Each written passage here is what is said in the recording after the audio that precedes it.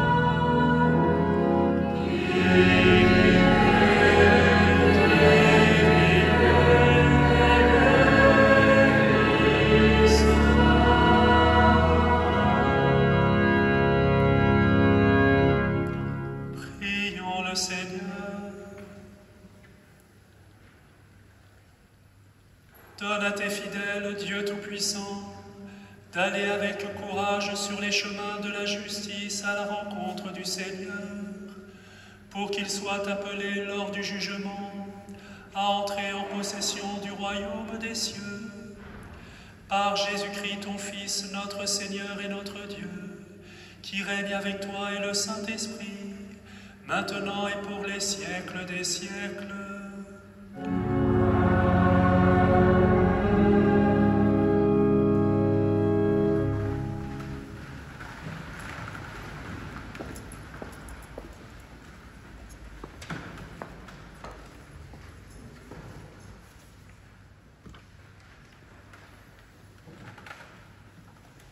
Lecture du livre du prophète Isaïe. C'est toi, Seigneur, notre Père, notre Rédempteur depuis toujours, tel est ton nom. Pourquoi, Seigneur, nous laisses-tu errer hors de tes chemins? Pourquoi laisser nos cœurs s'endurcir et ne plus te craindre? Reviens, à cause de tes serviteurs, des tribus de ton héritage. Ah, si tu déchirais les cieux, si tu descendais, les montagnes seraient ébranlées devant ta face. Voici que tu es descendu, les montagnes furent ébranlées devant ta face.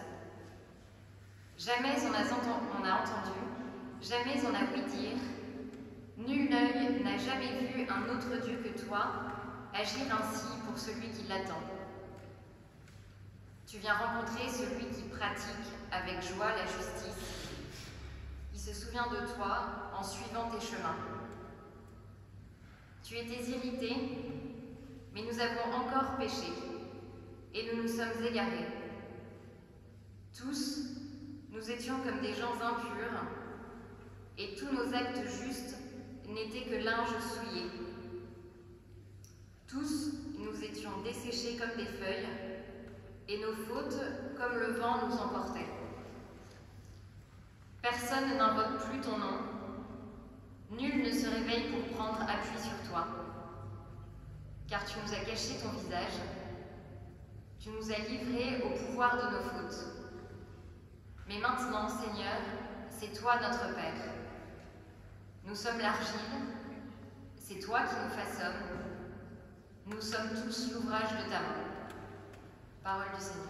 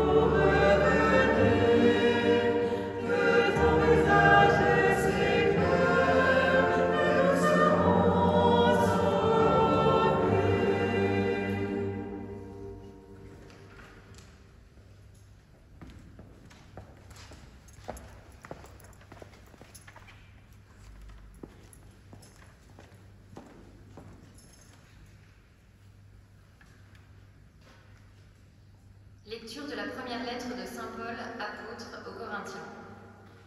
Frères, à vous la grâce et la paix de la part de Dieu notre Père et du Seigneur Jésus-Christ. Je ne cesse de rendre grâce à Dieu à votre sujet pour la grâce qu'il vous a donnée dans le Christ Jésus. En lui, vous avez reçu toutes les richesses, toutes celles de la parole et de la connaissance de Dieu. Car le témoignage rendu au Christ s'est établi fermement parmi vous. Ainsi, aucun don de grâce ne vous manque, à vous qui attendez de voir se révéler notre Seigneur Jésus-Christ. C'est lui qui vous fera tenir fermement jusqu'au bout, et vous serez sans reproche au jour de notre Seigneur Jésus-Christ. Car Dieu est fidèle, lui qui vous a appelé à vivre en communion avec son Fils, Jésus-Christ, notre Seigneur. Parole du Seigneur.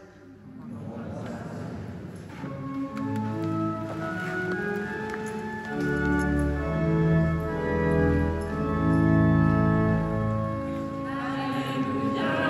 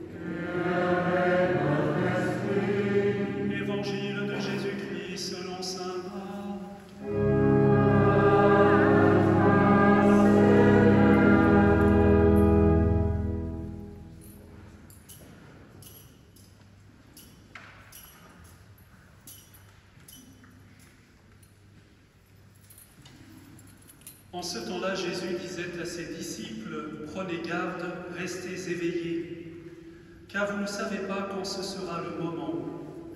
C'est comme un homme parti en voyage. En quittant sa maison, il a donné tout pouvoir à ses serviteurs, fixé à chacun son travail, et demandé au portier de veiller. Veillez donc, car vous ne savez pas quand vient le maître de la maison, le soir ou à minuit, au chant du coq ou le matin. S'il arrive à l'improviste, il ne faudra pas qu'il vous trouve endormi. Ce que je vous dis là, je le dis à tous, veillez. » Acclamons la parole de Dieu.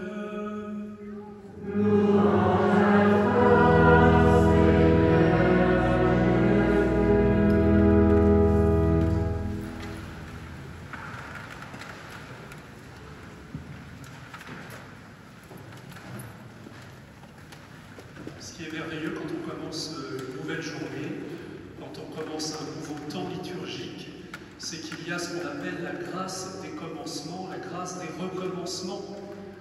Alors à tous, je souhaite une bonne année, l'année la plus importante, non pas l'année scolaire, qui est déjà commencée depuis quelques semaines dans des conditions un peu particulières, non pas l'année civile, que nous commencerons dans quelques semaines, mais pour nous, chrétiens, l'année la plus importante, l'année liturgique, l'année qui est scandée par les fêtes et les mystères du salut.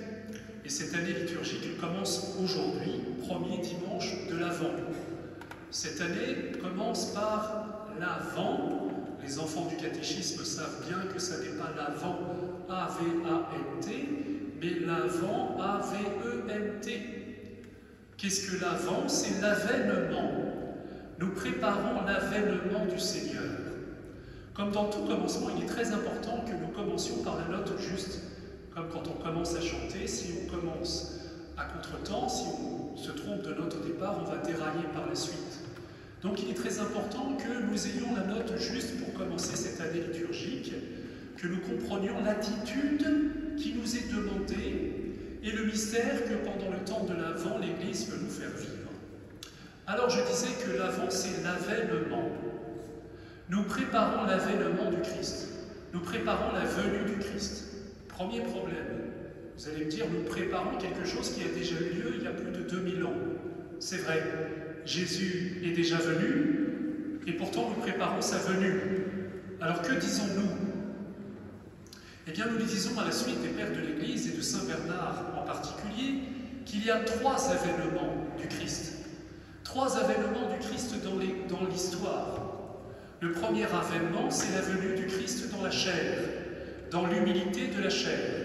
C'est l'événement dont nous ferons mémoire dans quelques semaines, la nuit de Noël, quand nous pourrons, espérons-le, nous rassembler enfin tous ensemble.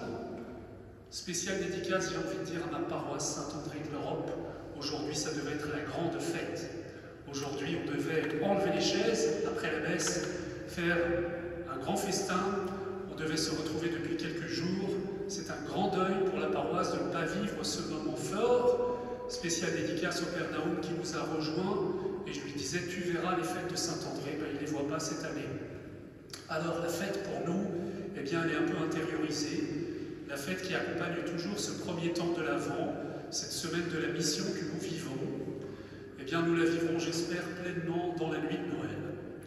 Première chose, première venue, je reviens à mon sujet, première venue du Christ, c'est la venue du Fils de Dieu dans la chair, il y a 2000 ans, la naissance de Jésus dans la nuit de Bethléem. Il est venu une première fois, il est venu et nous dit Saint Jean, il est venu chez les siens et les siens ne l'ont pas reçu. Il est venu dans l'humilité, dans l'anonymat relatif, puisqu'ils n'étaient pas nombreux à la crèche pour l'accueillir, ils étaient encore moins nombreux à la croix pour l'accompagner, et peut-être moins nombreux encore au seuil du tombeau pour constater sa résurrection.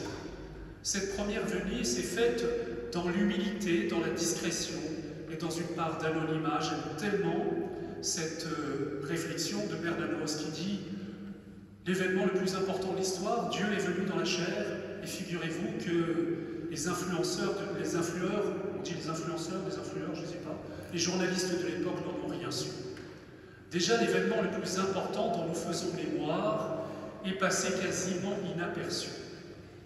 Deuxième venue du Christ, elle n'a pas encore eu lieu, c'est celle que nous attendons, celle que nous avons célébrée dimanche dernier, lors de la fête du Christ roi, le retour du Christ non plus dans l'anonymat, non plus dans le secret, non plus dans l'humilité, mais dans la gloire. Le retour du Christ dans la gloire, tout le monde le verra.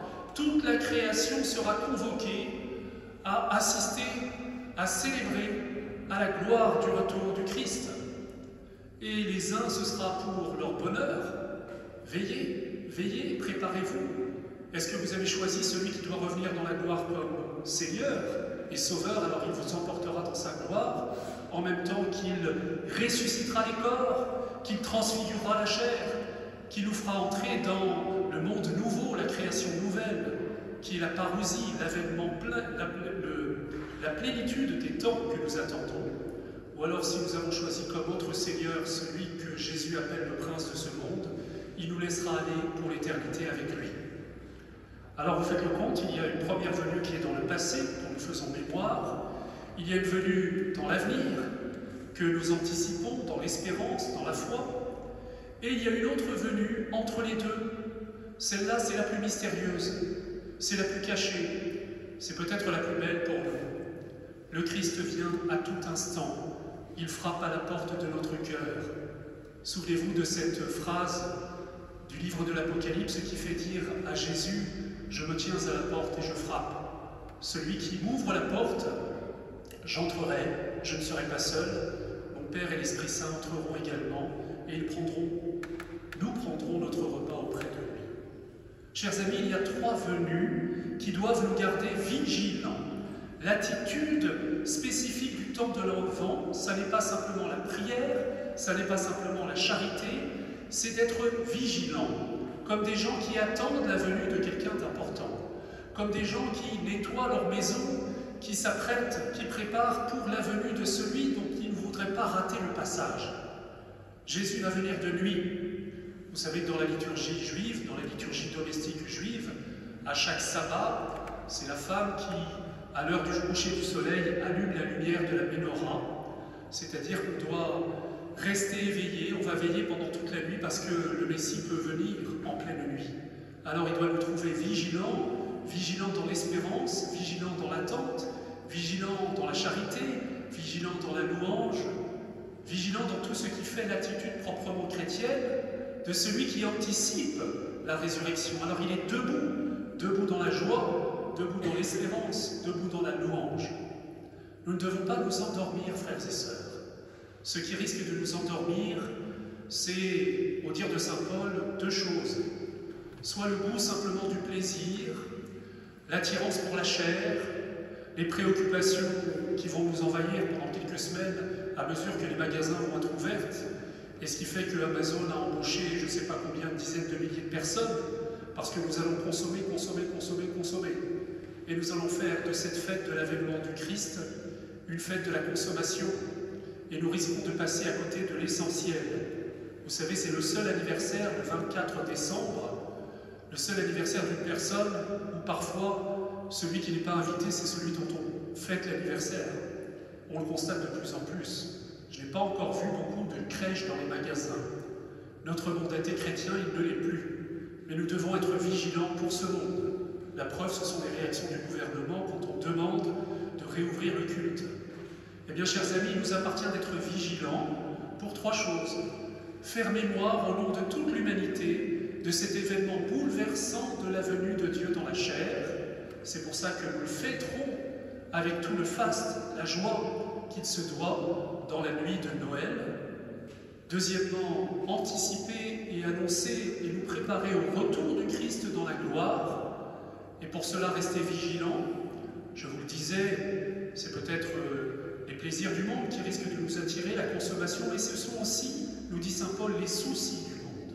Lorsque nous sommes trop préoccupés, des choses terrestres, alors ça a l'air facile à dire. Pardon à tous les parents qui se préoccupent pour les études de leurs enfants, pardon à tous ceux qui se préoccupent pour l'avenir de leur situation professionnelle, pardon à tous ceux qui se préoccupent pour leur santé. Tout cela est bon, chers amis, mais nous devons demander la grâce au Seigneur de ne pas perdre de vue l'essentiel. C'est tellement difficile, mais c'est l'attitude propre de vigilance.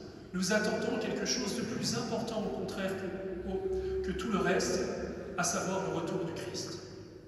Troisième vigilance, eh bien, soyons vigilants à la présence de Dieu, à la présence de Jésus qui frappe à la porte de notre cœur à chaque instant.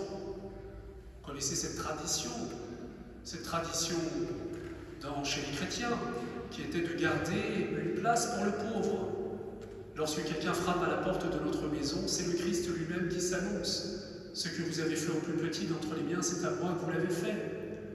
On a encore cette tradition chez les bénédictins. Vous savez que celui qui frappe à la porte d'une abbaye bénédictine, la règle de saint Benoît dit qu'il faut l'accueillir comme si c'était le Christ lui-même.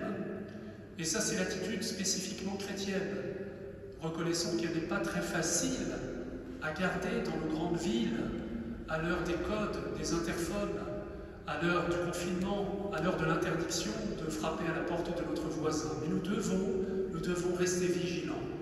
Rester vigilants parce que le Christ frappe à la porte de nos cœurs et de nos vies à travers les plus pauvres et les plus petits. Le temps qui vient va être un temps éprouvant. Il y a des gens dans la rue, il y a des gens qui ont froid, il y a des gens qui sont vulnérables. Eh bien, à travers eux, c'est le Christ qui frappe à la porte de notre cœur et nous ne pouvons pas l'oublier. Le Christ frappe encore à la porte de nos cœurs à chaque fois qu'il veut juste que nous lui offrions quelques minutes, quelques secondes dans notre journée, dans le tourbillon de nos journées, peut-être pour rentrer dans une église, peut-être pour rentrer en nous-mêmes et le laisser parler à notre cœur, l'adorer. Je terminerai, chers amis, par cette petite histoire d'une personne qui est venue entrer dans cette église et puis, après avoir adoré quelques instants devant le Saint-Sacrement, il n'y avait pas grand monde, elle vient vers moi et me dit « Vraiment, c'était pas facile de prier aujourd'hui, je m'ennuyais, j'avais l'impression que je perdais mon temps. Je me suis demandé, est-ce que je ne dois pas partir et faire quelque chose, m'occuper de la vaisselle ou de la cuisine pour mes enfants ?» Et puis j'ai eu cette inspiration, j'ai dit, je vais demander à Jésus ce qu'il en pense. Et je lui ai demandé. Et il m'a semblé qu'il me répondait, reste s'il te plaît, je suis seul. Eh bien c'est cela, laisser Jésus frapper à la porte de notre cœur et lui ouvrir la porte de notre cœur. Chers amis, je vous propose que nous prenions tous peut-être aussi cette résolution du temps de l'Avent, d'offrir quelques vraies minutes de silence dans notre journée et d'adoration. Que le silence se fasse au milieu du tourbillon des sollicitations. Peut-être que nous éteignons nos écrans qui ne nous font pas que du bien, que toutes ces nouvelles qui alimentent beaucoup d'angoisse dans nos cœurs et dans nos vies, eh bien, nous les mettons un peu en veilleuse et que nous laissions sa chance au Seigneur pour qu'il puisse nous parler cœur à cœur, pour qu'il puisse frapper véritablement à la porte de notre cœur, pour qu'il puisse préparer son avènement, son retour dans la gloire. Amen.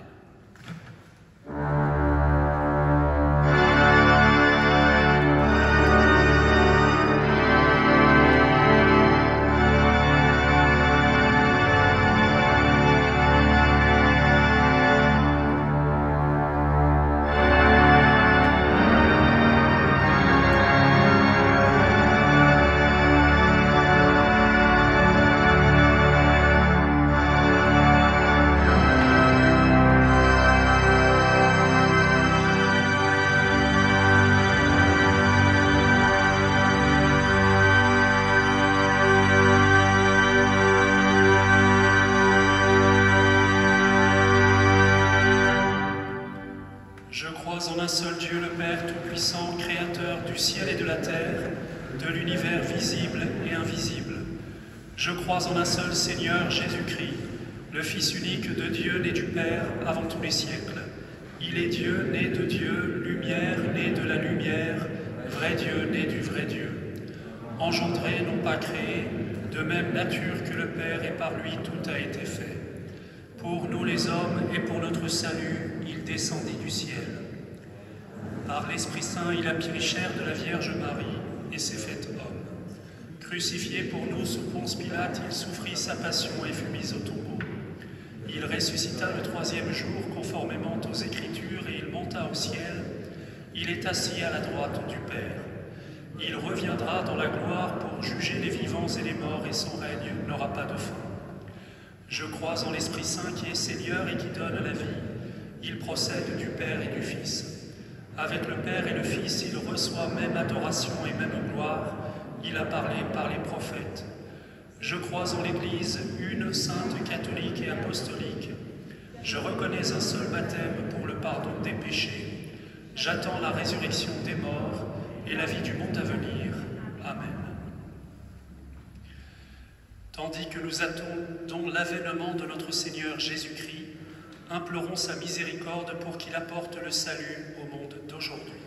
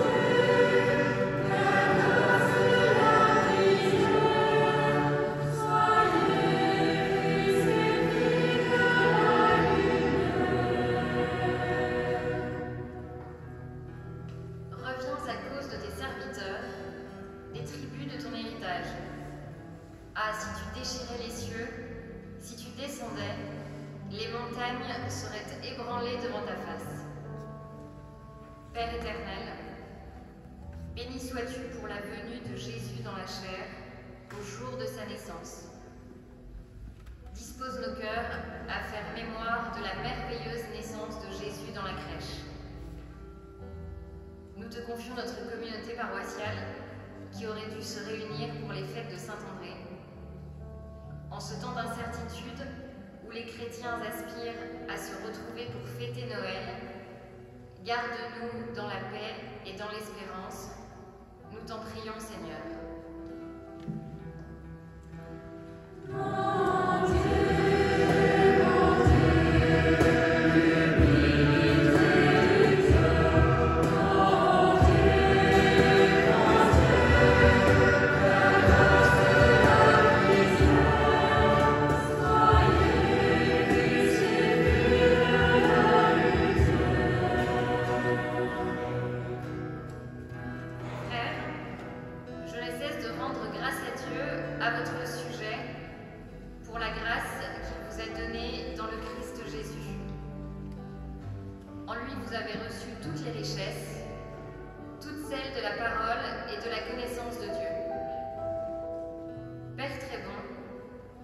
Béni sois-tu pour la promesse du retour glorieux de ton Fils. Dispose nos cœurs à l'accueillir. Qu'en ce temps de l'Avent, nous donnions à la prière et à la méditation de ta parole la place qui leur revient. Ne permets pas que les plaisirs ou les soucis du monde nous détournent de l'unique essentiel. Éveille en nous un esprit de louange et d'adoration. Nous t'en prions, Seigneur.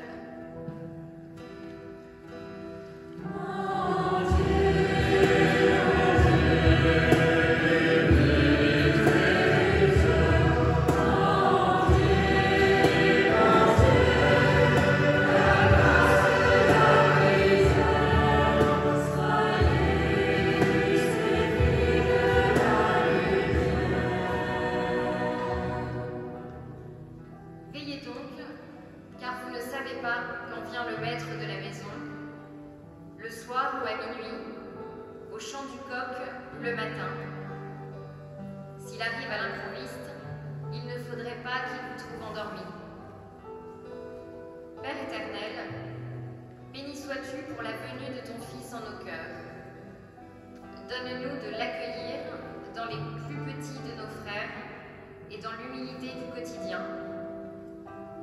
Fais de nous des veilleurs pour nos frères. Que jamais nous ne nous détournions de ceux que tu mets sur notre chemin et au travers de qui Jésus vient lui-même à notre rencontre. Nous t'en prions, Seigneur. Amen.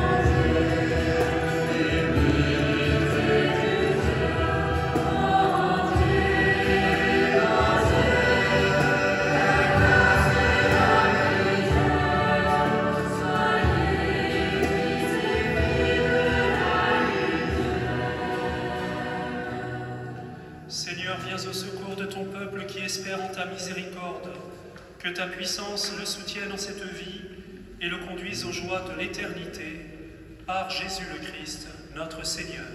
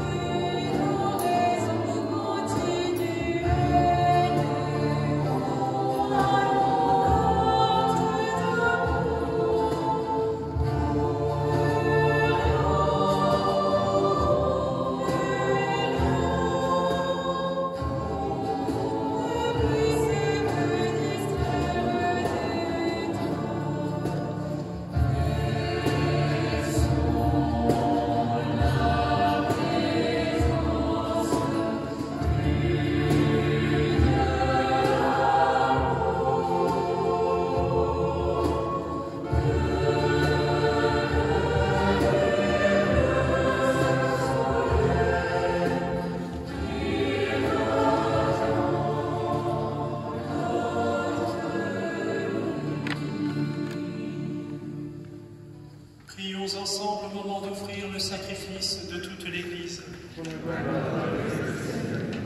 Seigneur, nous ne pourrons jamais t'offrir que les bienvenus de toi. Accepte ce que nous t'apportons. Et puisque c'est toi qui nous donnes maintenant de célébrer l'Eucharistie, fais qu'elle soit pour nous le gage du salut éternel.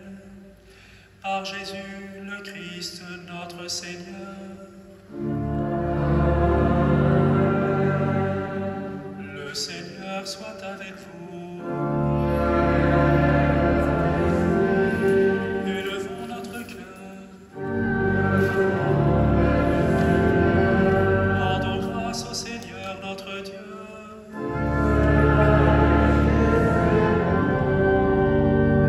Vraiment, il est juste et bon de te rendre rendre gloire, de t'offrir notre action de grâce toujours et en tout lieu. À toi, Père très saint, Dieu éternel et tout-puissant, par le Christ notre Seigneur, car il est déjà venu en prenant la condition des hommes, pour accomplir l'éternel dessein de ton amour et nous ouvrir le chemin du salut.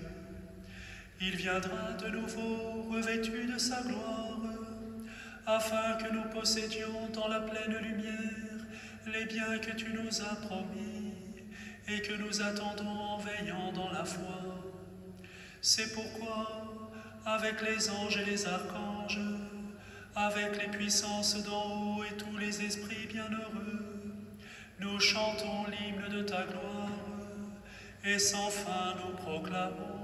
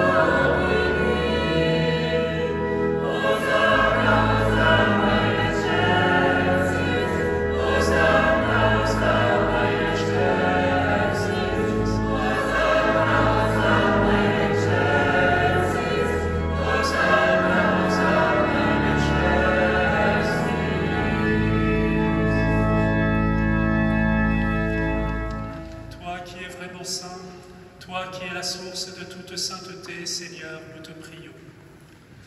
Sanctifie ces offrandes en répandant sur elles ton esprit, qu'elles deviennent pour nous le corps et le sang de Jésus, le Christ, notre Seigneur.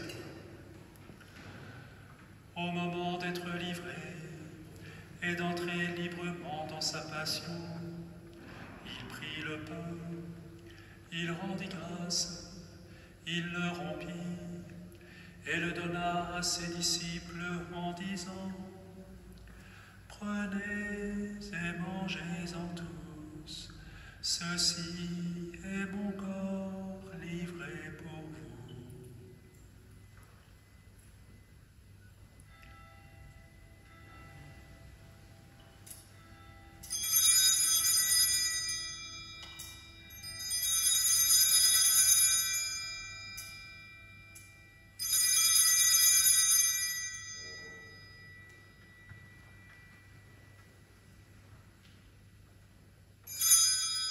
De même, à la fin du repas, il prit la coupe. De nouveau, il rendit grâce et la donna à ses disciples en disant : « Prenez et buvez-en tous, car ceci est la coupe de mon sang, le sang de l'alliance nouvelle et éternelle, qui sera versé pour vous et pour la multitude, en rémission des péchés. Vous ferez cela en mémoire de moi. »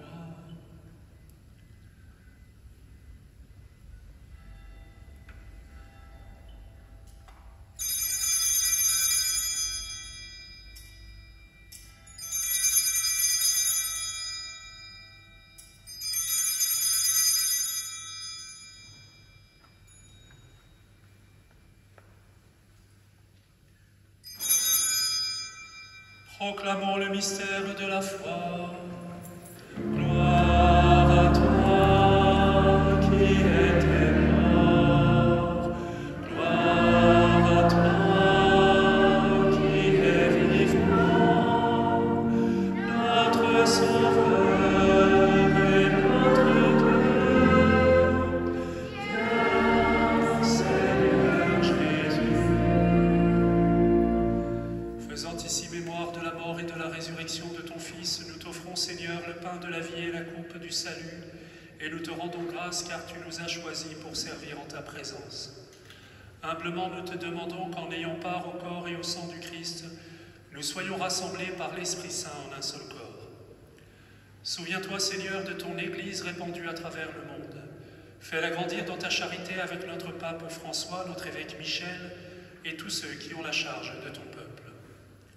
Souviens-toi aussi de nos frères qui se sont endormis dans l'espérance de la résurrection et de tous les hommes qui ont quitté cette vie. Reçois-les dans ta lumière auprès de toi. Sur nous tous, enfin, nous implorons ta bonté. Permets qu'avec la Vierge Marie, la bienheureuse Mère de Dieu, avec Saint Joseph son époux, avec les apôtres, Saint André et les saints de tous les temps qui ont vécu dans ton amitié, nous ayons part à la vie éternelle et que nous chantions ta louange par Jésus-Christ, ton Fils bien-aimé. Par lui, avec lui et en lui.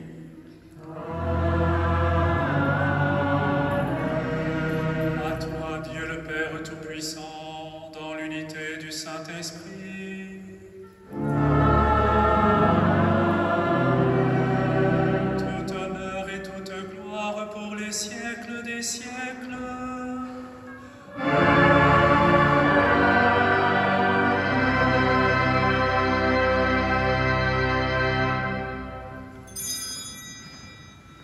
Comme nous l'avons appris du Sauveur et selon son commandement, nous osons dire: Notre Père, qui es aux cieux, que ton nom soit sanctifié, que ton règne vienne, ta volonté soit faite sur la terre comme au ciel. Donne-nous aujourd'hui notre pain de ce jour. Pardonne-nous nos offenses, comme nous pardonnons aussi à ceux qui nous ont offensés. Et ne nous laisse pas entrer en tentation, mais délivre-nous du mal. Délivre-nous de tout mal, Seigneur, et donne la paix à notre temps. Par ta miséricorde, libère-nous du péché. Rassure-nous devant les épreuves. En cette vie où nous espérons le bonheur que tu promets, l'avènement de Jésus-Christ, notre Sauveur. Car c'est à toi qu'appartiennent le règne, la puissance et la gloire pour les siècles des siècles. Seigneur Jésus-Christ, tu as dit à tes apôtres: je vous laisse la paix, je vous donne ma paix. Ne regarde pas nos péchés, mais la foi de ton Église. Pour que ta volonté s'accomplisse, donne-lui toujours cette paix et conduis-la vers l'unité parfaite, toi qui règnes pour les siècles des siècles. Que la paix du Seigneur soit toujours avec vous.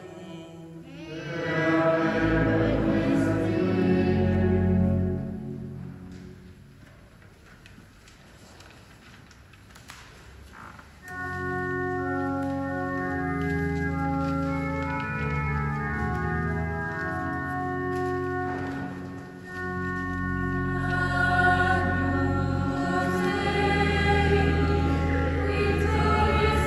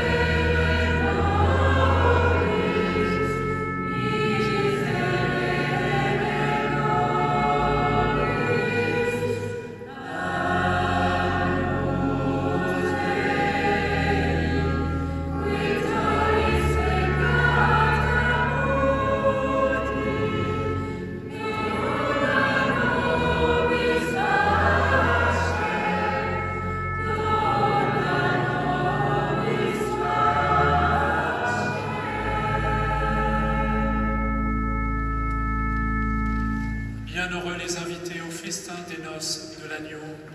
Voici l'agneau de Dieu qui enlève le péché du monde. Seigneur, je ne suis pas digne de te recevoir, mais dis seulement une parole et je serai guéri.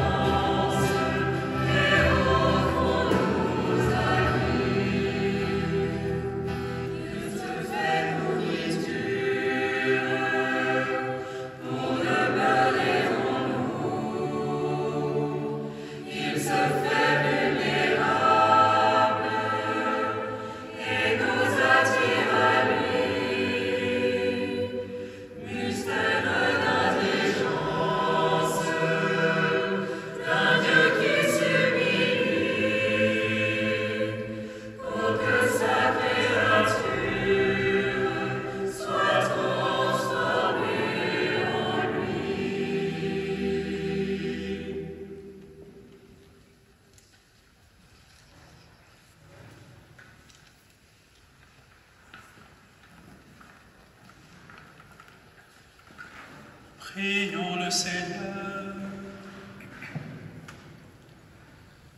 Fais fructifier en nous, Seigneur, l'Eucharistie qui nous a rassemblés. C'est par elle que tu formes dès maintenant, à travers la vie de ce monde, l'amour dont nous t'aimerons éternellement. Par Jésus le Christ, notre Seigneur. Amen. Nous allons recevoir la bénédiction solennelle de ce temps de l'Avent. Et je m'adresse à ceux qui suivent cette messe à travers l'écran. Si vous êtes dans le quartier, si vous avez préféré prier chez vous, mais que vous souhaitez recevoir la communion, vous pouvez venir après la messe dans l'église ce dimanche. Vous pouvez aussi, ceux qui le souhaitent, porter la communion à vos proches, de quelque manière que ce soit.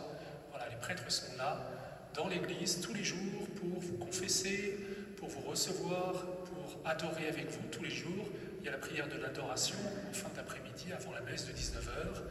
Et puis, il y a la possibilité de venir communier. Il y a la possibilité, cette semaine, de manière plus large aussi, nous célébrerons la messe en semaine dans l'église, à l'autel principal, de sorte que nous puissions respecter les distanciations et être plus nombreux si nous le souhaitons. Voilà. Quelle joie de nous retrouver, quelle joie d'accueillir le Seigneur qui sera présent, quelle joie de nous préparer à sa venue. Le Seigneur soit avec vous. Vous croyez que le Fils de Dieu est venu dans ce monde et vous attendez le jour où il viendra de nouveau, à la clarté de cette lumière qui lève. Que Dieu, son Père, vous guide dans toutes vos démarches et qu'il multiplie sur vous ses bénédictions.